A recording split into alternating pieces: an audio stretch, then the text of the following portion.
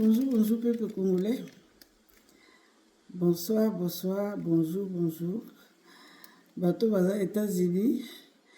Bonjour, bonjour. Bonjour, Justine là-bas, à Minneapolis. Bonjour, Justine à Minneapolis. Bon, maintenant, j'ai décidé de faire 2 émissions chaque jour.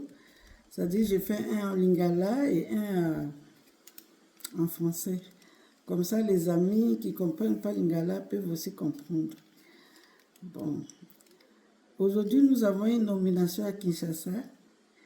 Un nouveau gouvernement, on va dire. C'était bien et pas bien en même temps. Parce qu'il y a des ministres qui sont restés très très longtemps au pouvoir. On pensait que ça allait un peu changer, mais ça n'a pas changé. Je dirais comme Jean-Lucien Bouissa, les Gisaro, tout ça. Ça, c'est des ministres qui ont mis long dans le pouvoir. Je ne sais pas quel boulot ils ont fait vraiment de si bon.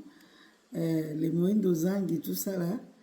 Bon, je ne comprends pas. Bon, ça, le président Félix Tshisekedi lui-même, il est plus renseigné que vous. Il est.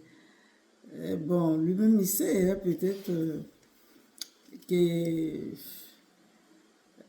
Je ne peux pas expliquer à sa place. Non, c'est le nouveau gouvernement de Mme Soumine, la première ministre, toujours. Et donc, il y a d'autres ministres que je suis très très contente qui restent ou qui sont revenus. Quelqu'un comme Madame Wagner Kaikwamba qui fait de bons boulots. Et aussi Monsieur le ministre Jean-Pierre Bemba des Transports qui fait de bons boulots aussi. Au moins, il a réussi à fermer beaucoup de ports. Grâce à lui, les peuples congolais ont su qu'il y avait autant de ports, c'est-à-dire les pays-là appartenaient seulement à quelques individus qui avaient leurs ports privés dont les peuples n'avaient plus droit à rien. Donc vous vous imaginez rien que Kabila, 41 ports, rien que pour les Joseph Kabila, rwandais.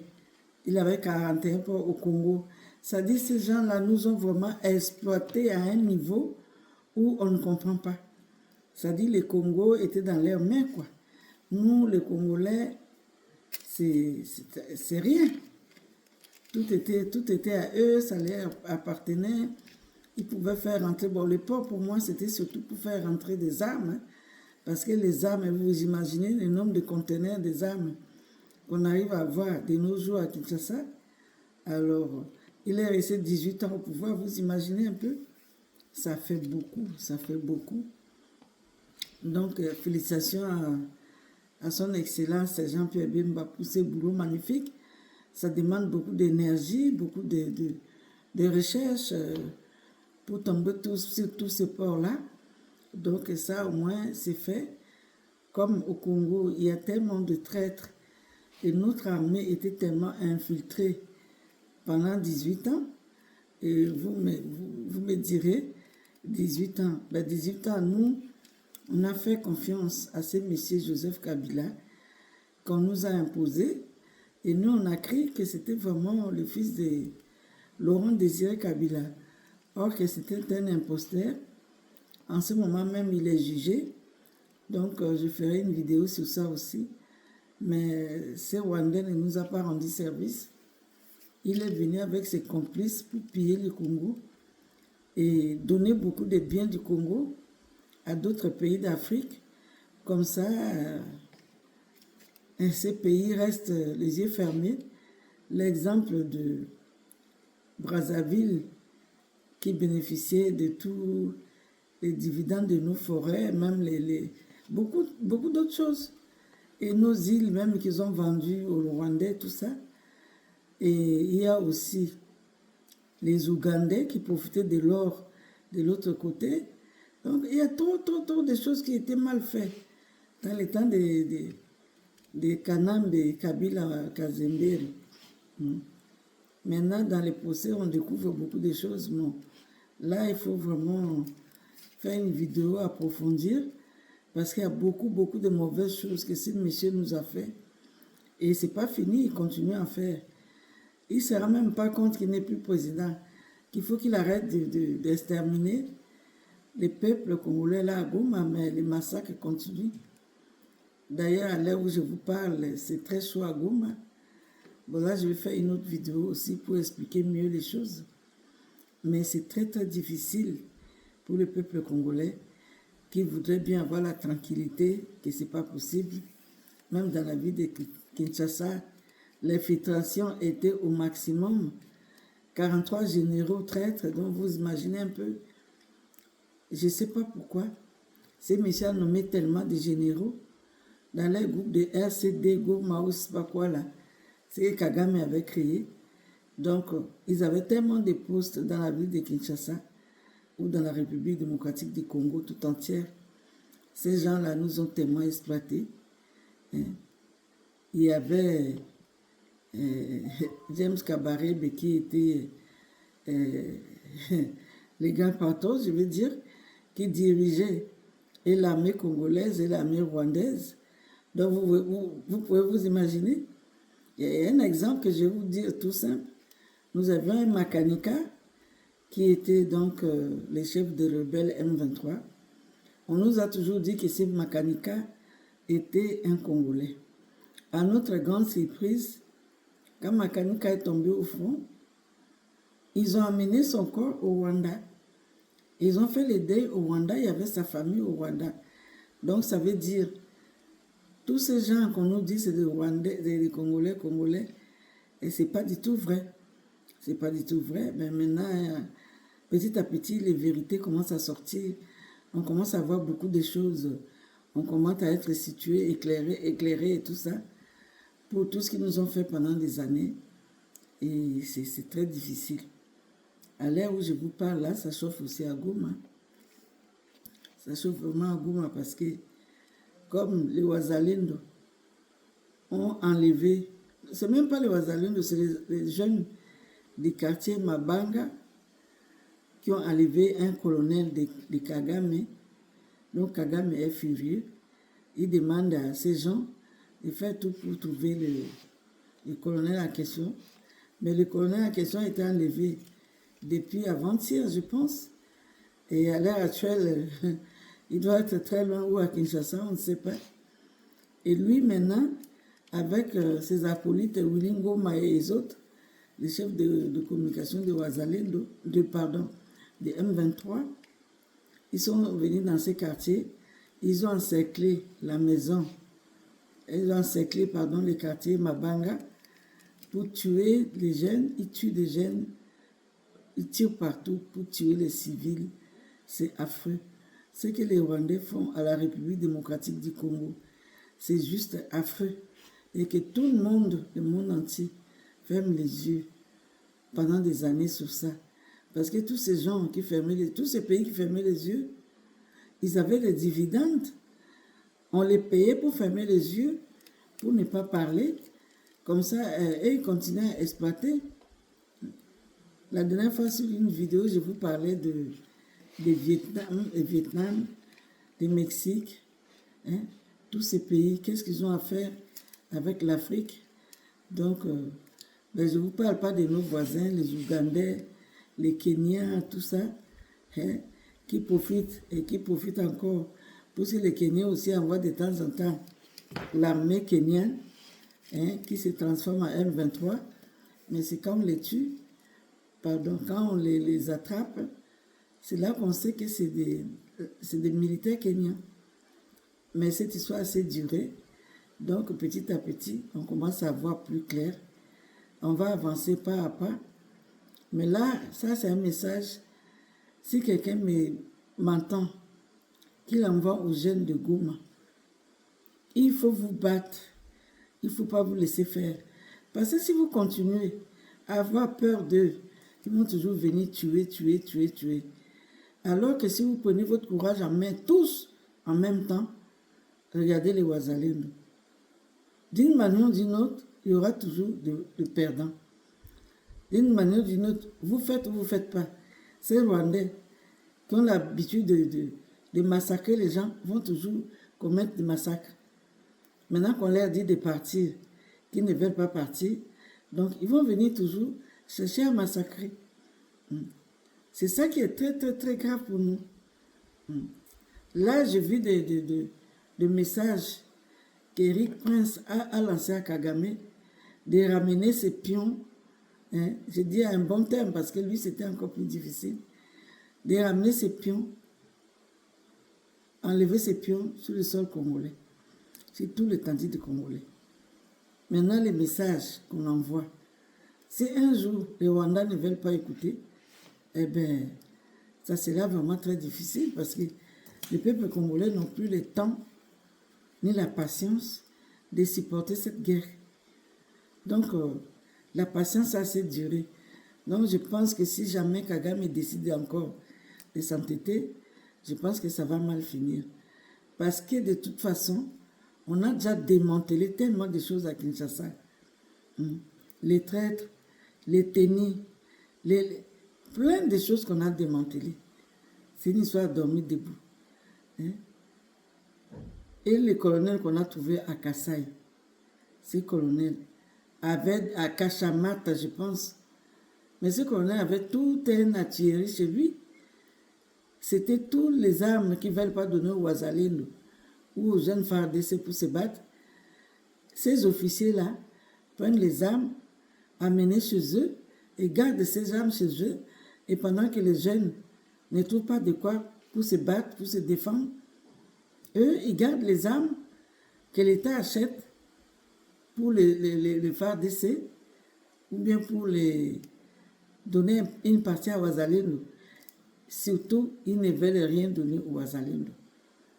De temps en temps, les Wazalendo se démènent eux-mêmes quand ils récupèrent les armes des Rwandais.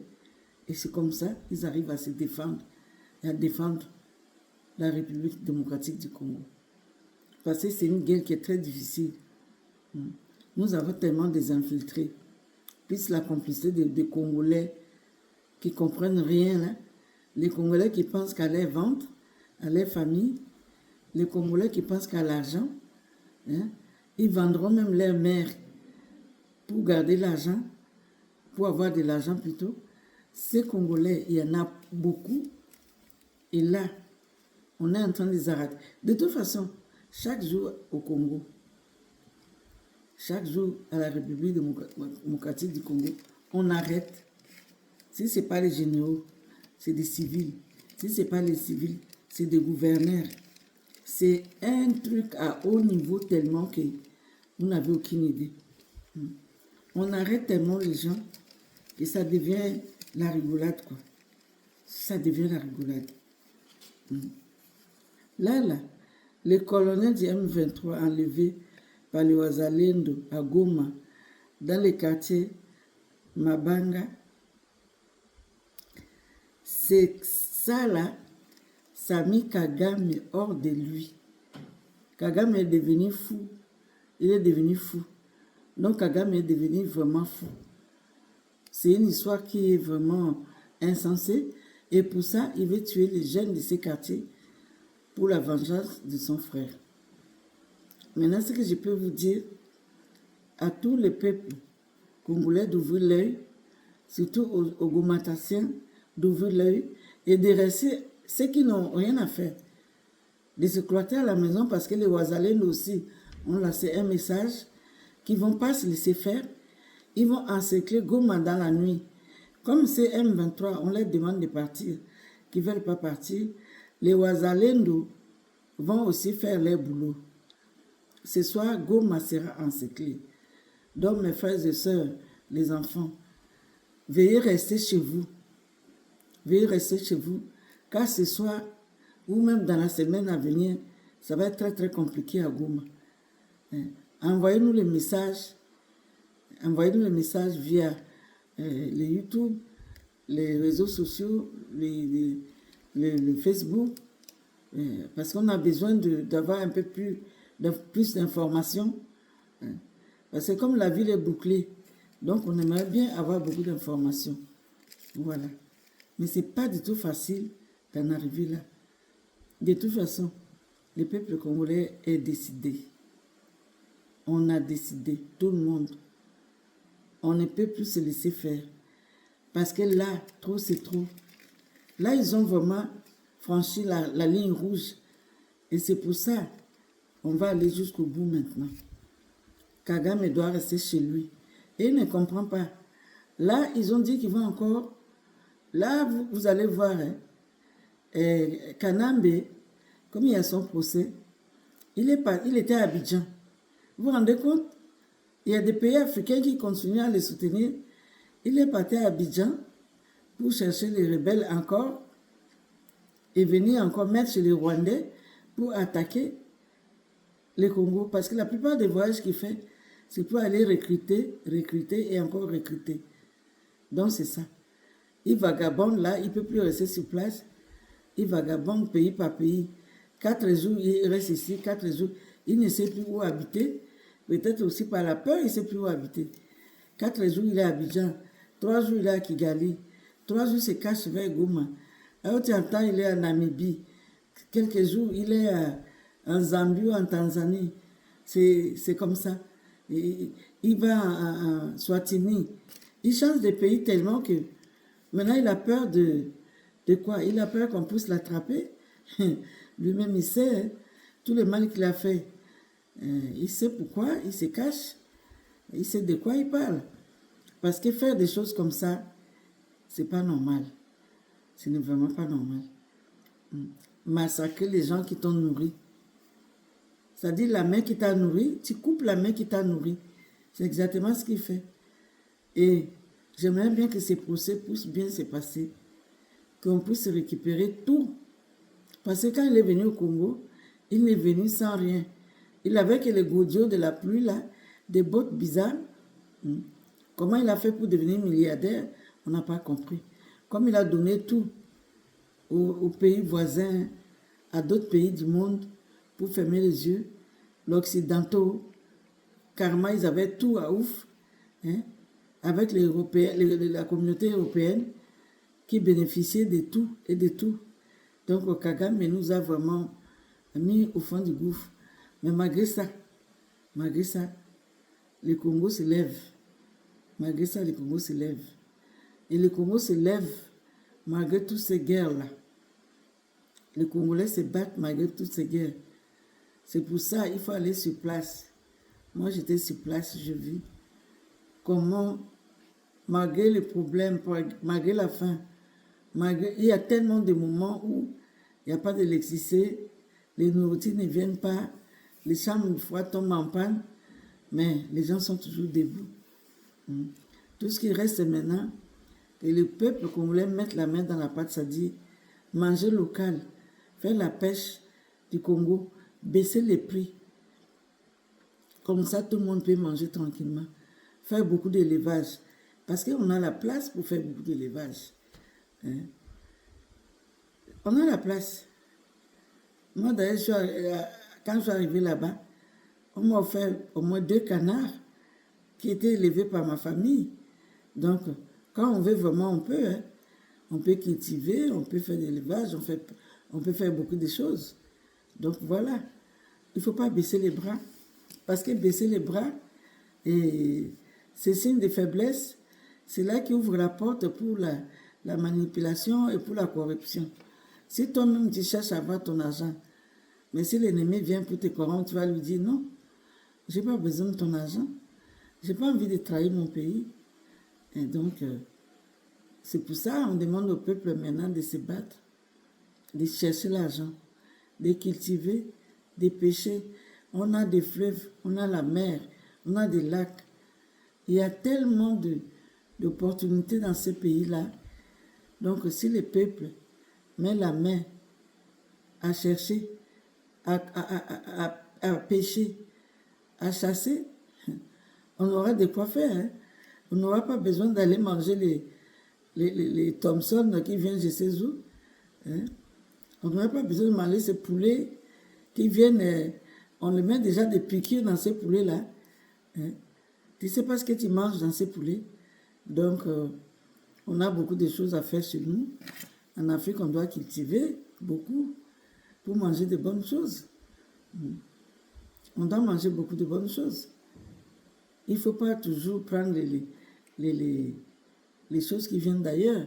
Comme là, il y a Carrefour qui a ouvert un magasin à Kinshasa qui vend les jus de fruits, hein, 75 centilitres de jus de fruits, je crois à $20. Mais il est fou.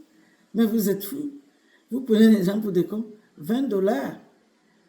Mais il n'y a que des millionnaires qui vont acheter. Moi, je ne peux pas acheter une bouteille de jus à 20 $. C'est comme si tu dis une bouteille de jus à 20 €. Hein? Ça, c'est n'importe quoi. Ça, c'est de foutre la gueule du peuple. Ça, c'est vraiment...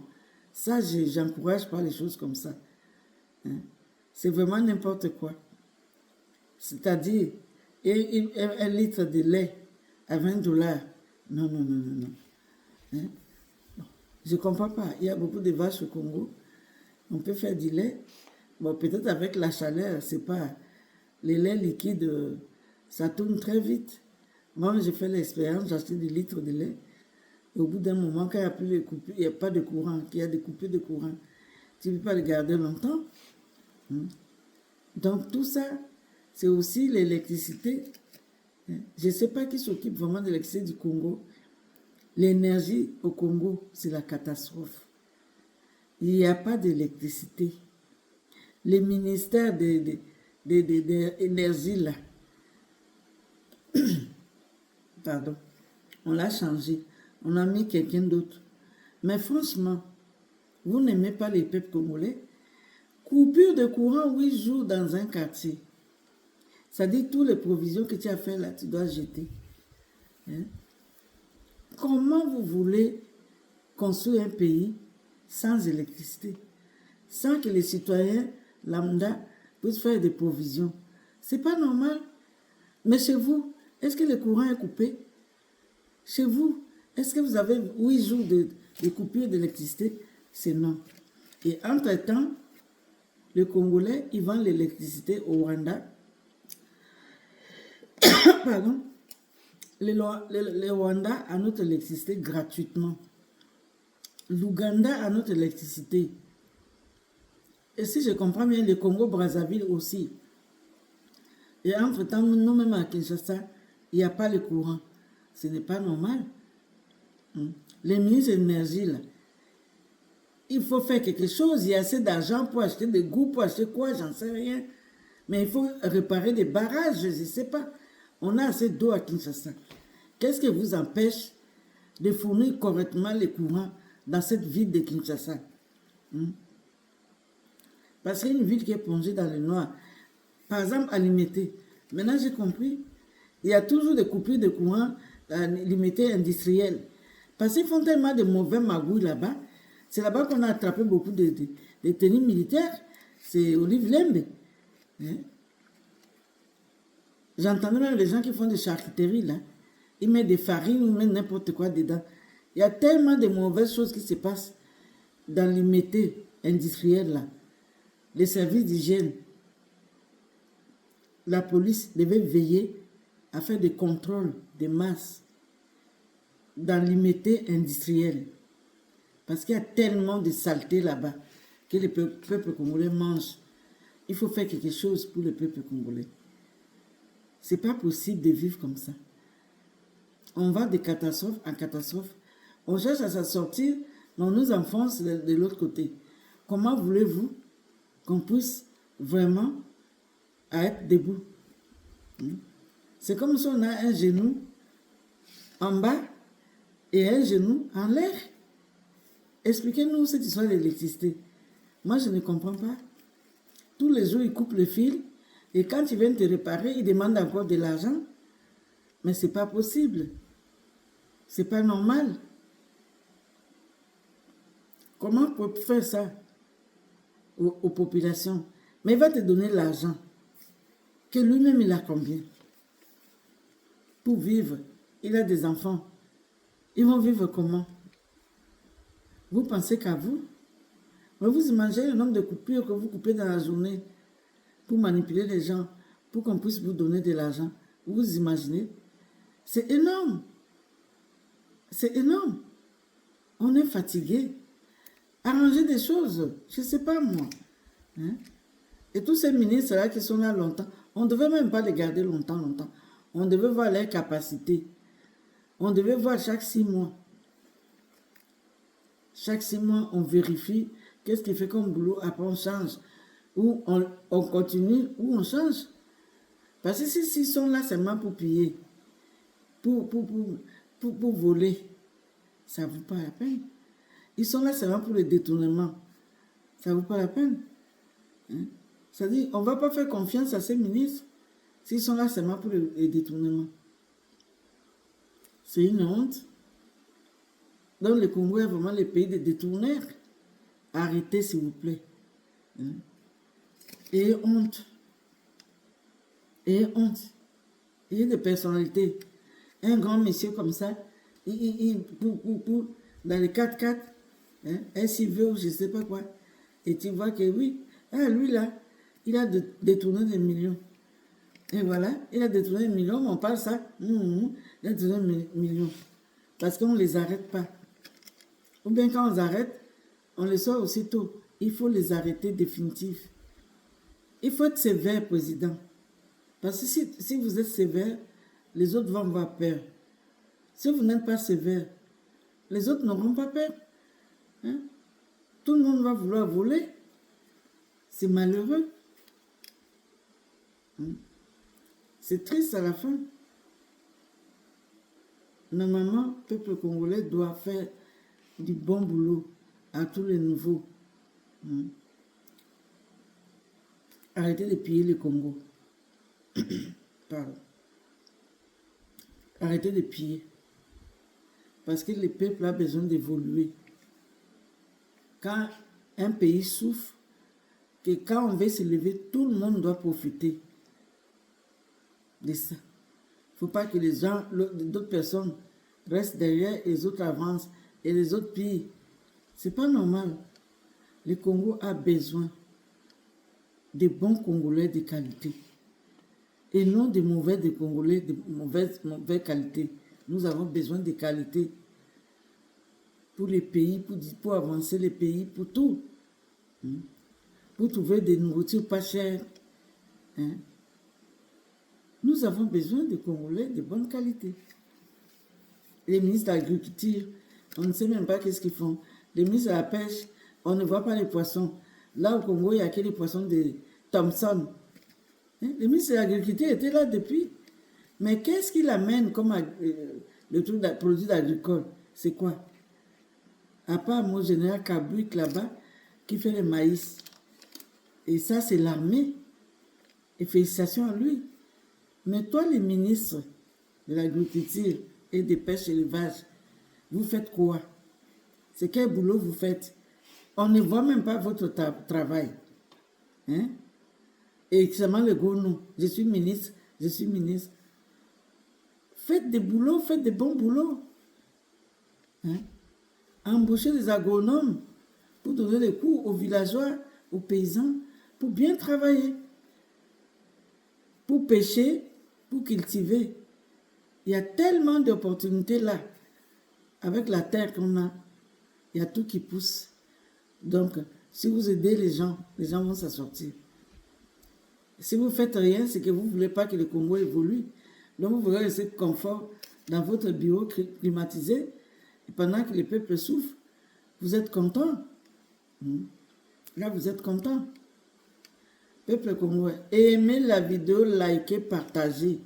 Abonnez-vous massivement. Abonnez-vous, s'il vous plaît. Abonnez-vous. Aimez cette vidéo. Partagez massivement. J'ai besoin que cette vidéo arrive à Goma. S'il vous plaît, j'aimerais bien avoir quelqu'un de Goma pour me donner les informations si tout va bien ce soir. Likez la vidéo, partagez, commentez. Merci beaucoup. Pour aujourd'hui, nous allons rester là et je vais essayer de faire une vidéo encore en lingala. Parce qu'il y a tellement de titres, il y a tellement de matières en ce moment, ça n'arrête pas. Donc nous allons faire beaucoup de vidéos rythmées. Bonne soirée, merci à vous. Que Dieu nous protège, que Dieu protège le Congo et le président Félix. Au revoir.